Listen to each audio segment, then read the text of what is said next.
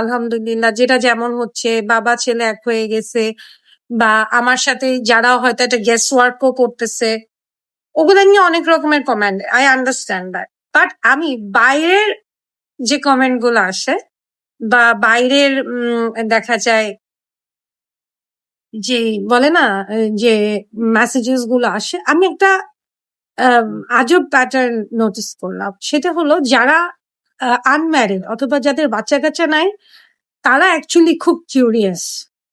তারা খুব জানতে চায়। হ্যাঁ, আর যাদের বাচ্চা কাচ্চা আছে তারা জাস্ট আলহামদুলিল্লাহ লাগছে।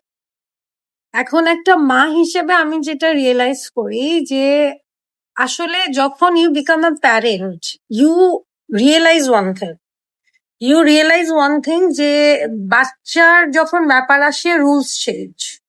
হ্যাঁ, তো ওইখানে এখন আমার প্রেজেন্ট স্ট্যাটাসের সাথে এটা কোনো রিলেশনে, I am just talking as a mother, যে আমিও যদি এমন কিছু একটা গেস করতাম, শুনতাম, জানতাম, ইউনো, আমিও না মা হিসেবে চিন্তা করতাম ও ভালো হয়েছে বাচ্চাটা বাবা পাইছে। আমি আসলে ভিতরে ঢোকার চিন্তাই করতাম না, because I know the relevance of both the parents in somebody's life.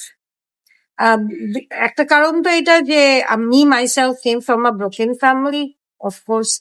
আর আরেকটা কারণ, আমি একটা সময় পর্যন্ত আমার মাকে পাইনি, আবার একটা সময়ে আমার মা আমার কাছে ছিলেন, বা এখন আমার মায়ের সাথে আমার যে কানেকশন, এখন আমার বাবা নাই। So I truly understand the true importance of both the parents in somebody's life.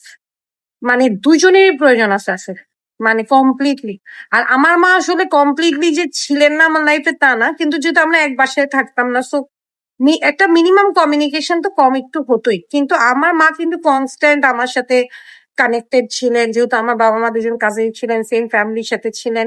তো আমি তাও ওটার ইম্প্যাক্ট অনেক কম বুঝছি। কিন্তু যেমন সাপোজ আমার মানে বাচ্চার ক্ষেত্রে যেটা হয়েছে, যে দেখা গেল কোনো কমিউনিকেশনই নাই, ওটা আবার একটা অন্য extreme level. So definitely as a mother I would always want my child to be around his father, because I understand the importance of the father.